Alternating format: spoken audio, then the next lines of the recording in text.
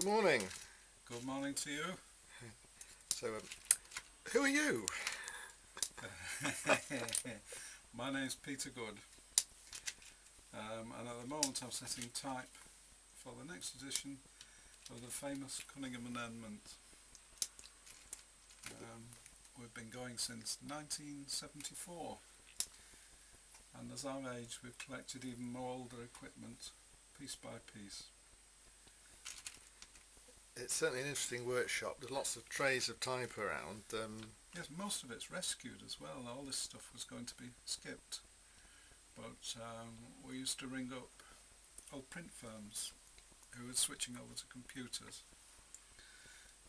and we used to take the trays of type off them, and what you can see are just about every bit of equipment is probably older than I am, so that gives you a fair clue of where we stand. So, what presses have you got here? Well, we've got about 3 small hand presses and the big Arab press, which is a treadle press,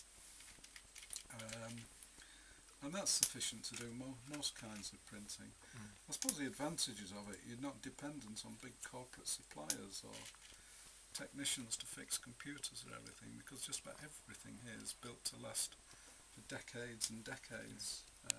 The Arab press itself is 1884, and it's still working perfectly, and it'll certainly see me out. So there's no need for electricity in your operations? No. Apart from plate making? Well, yes, I mean we do that, but even that, if I can get mine together, I can make my own lino prints, and to a push. And the point is, you can print on anything from toilet paper to cloth, to beer mats, to odd scraps of paper.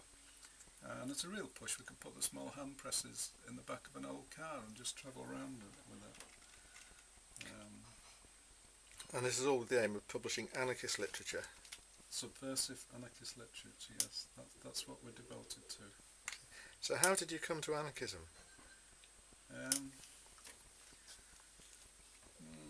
In Manchester, a snotty nose school kid, I used to play truant a lot and go to the big central library in Manchester.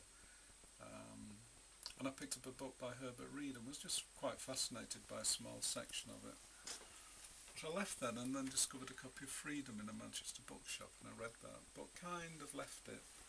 But I successfully ran away from home and joined the army when I was 15. And I took it quite seriously for the first 2 years. And then my first spell in a military prison, the provost marshal made us roll over in the snow because our kit wasn't dirty enough. And I'll never forget, on that third roll, that's when I went back to anarchism, and I was unable to take much seriously after that. How long were you in the military prison? Several times, yeah. over 9 years. Wow. All punishment postings and things like that. For various misdemeanours? Yes, mostly to do with having problems with authority figures. Do you still have problems with authority figures? Probably, yes. Yes, I probably do. It's just, I'm not against authority, because sometimes I think, I'm quite willing to surrender my autonomy to do actually essential communal things. But I just think people in positions of authority, for some reason, need to eat in separate dining rooms and need to live in different houses and that kind of stuff. Well, they do that in the army, don't they? They have a separate officers' mess and accommodation. All the way. And I mean, all the army is based on the old country house principle, where you've got the landed gentry as the officers, the butlers, the sergeant major, and the underlings who live underneath it. I think it's more a mirror of outside society than anything else. The first appearance of TCA was under another guise of Anarchism Lancaster. Yes, it was when we lived in Lancashire. Well, in fact, I did it because we lived in a commune in Wales, and when we left the commune, we all split up together with a present, and that's when I bought the small hand press with that, and I started to teach myself kind of printing. We moved up to Blackburn in Lancashire, and started the magazine Anarchism Lancastrian. So where was the commune in Wales? Oh God, 20 miles south of Aberystwyth, a place called Llanarth. How long were you there?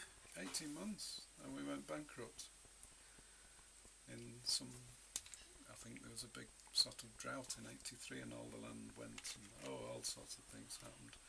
But it was a good experience all round. How long have you been in this house, and how long excuse me, have you been developing all the equipment here, which I'll just do a quick scan of? Oh, all the equipment sort of started in 1974. Right. And slowly it's kind of built up. And if we had more room, it would be even bigger. But in fact, we've got everything we need in here.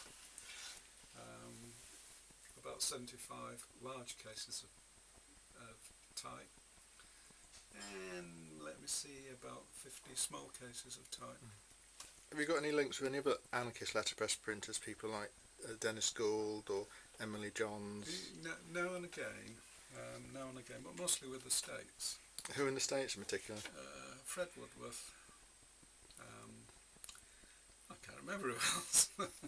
Mostly it's Fred, because he's much a frontiersman, and he puts us in kind of touch with people. Yeah. Is there anyone in the movement taking an interest in carrying on your work in the future? No. So what will happen in the end with all this stuff? It will probably go on eBay. But we'll see. There's not much I can do about that. Really. No, well. But we've had two people who sort of, a long time ago, really wanting to learn letterpress, and they came along and realised that they were not really up to it, because it takes so much time to do things, and you've got to be very meticulous about things and be absolutely fascinated with what you're doing. And it isn't for everyone. No.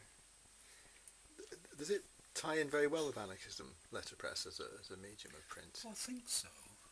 Yes, I think so.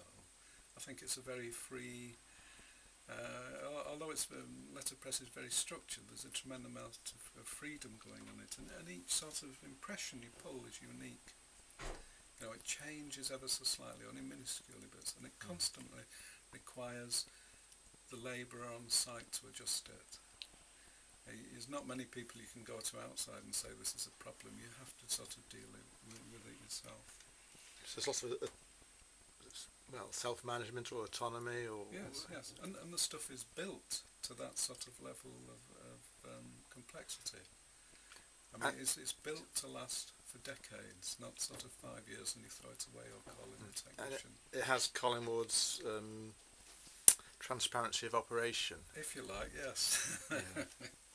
Yes. Well, yes, we'll do that. Thanks for your time this morning, Peter. Okay, mate.